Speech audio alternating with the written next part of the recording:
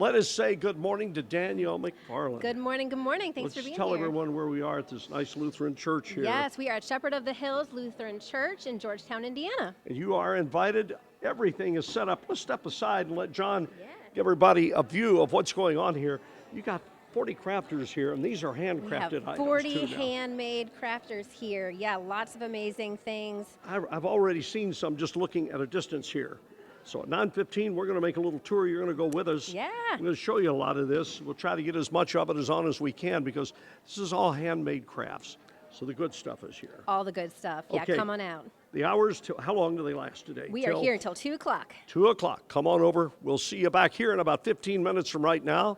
Good to have you with us. Connie, it's good to be with you. Back to you for an update of what's going on this morning. All right. Good to be with you. Thanks so much, Reed. Well, new this morning, one person is dead after a shooting in PRP. LMPD says it happened around 12:45 this morning in the 1700 block of Bonneville Boulevard. That's near the Dixie Highway Kroger and Family Dollar.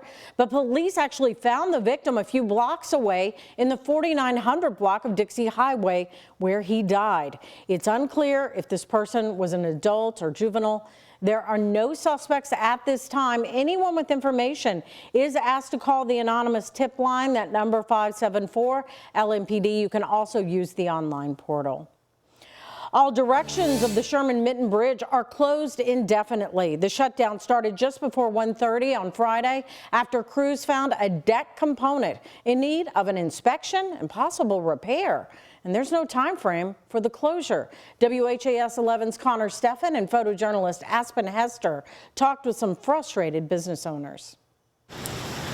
Downtown New Orleans, another day brings with it another bridge closure. Ricky Frank, owner of Mr. Nice Guys, knows well the constraints it can put on business. Oh, it's a barrier, obviously. Yeah, it's a barrier. It affects all of downtown. This is our third time speaking with him in the last half year. The gut initial feeling is fear, but then you got to calmly reassure yourself that these things happen, and it will not be the end of the world.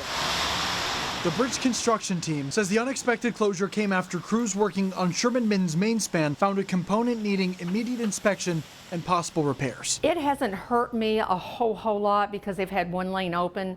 It hurts me when both lanes are closed. Barbara Haas's winery off Pearl Street opened back up in 2021, within months of the bridge renewal project start. But seldom does she remember a time quite like this, where the timeline remains so up in the air. Oh, I'm definitely worried. I'm going from 2 slow months, getting ready to get into busy season, and now it's going to be slow again because the bridge is down. With the bridge down in New Albany and customers canceling reservations. I've already had several that have canceled. I've had a party of 20 that canceled. All she and other businesses can do is hope the Sherman-Mitten's reopening is not a bridge too far away. Connor Steffen, WHAS 11 on your side. And the Kentucky Transportation Cabinet says it's fabricating replacement steel to make repairs to the damaged section of the 2nd Street Bridge and pedestrian walkway railing. We are also told a construction timeline is being developed, and the department is considering traffic impacts from the Sherman-Mitten Bridge closure. The goal is to get both bridges reopened as safely and quickly as possible. Now take a look at this drone video flying west over downtown Louisville. This comes from a WHAS 11 viewer, Rich Ammon. Around 4 yesterday afternoon, 10 barges broke free, resting sideways on the Louisville, Indiana bridge.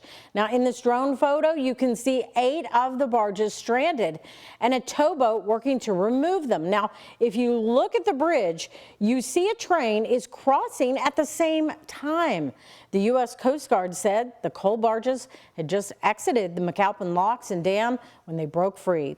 8 barges came to a rest, but 2 sunk by the lower dam gates right next to the LG&E hydroelectric plant. The Coast Guard also told us the railroad bridge was immediately inspected and no damage was found. Another family member in the Jamie Knoll investigation is behind bars. The former Clark County Sheriff's daughter was arrested yesterday. Casey Knoll is now charged with 5 counts of theft and 4 counts of tax evasion. She's accused of charging nearly $100,000 worth of personal items to the Utica Township Volunteer Firefighters Association credit cards. and failing to report those charges as personal income on her taxes. Casey Knoll is expected in court Monday morning. And the children of Jamie Knoll's late brother, Leon, have filed a petition to reopen his estate. They claim Knoll ripped them off and enriched himself and his daughter, Casey Knoll. Police say Knoll sold Leon Knoll's house to Casey for $180,000 and gave her $36,000 of equity in that home. But according to police, that money should have gone to Leon Knoll's 3 children, according to attorney Amy Wheatley, who's representing them.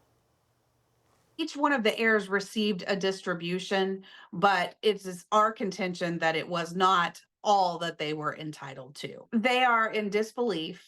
What they've shared with me was that this was such a low point for them. They had just lost their father, and, you know, he completely took advantage of them.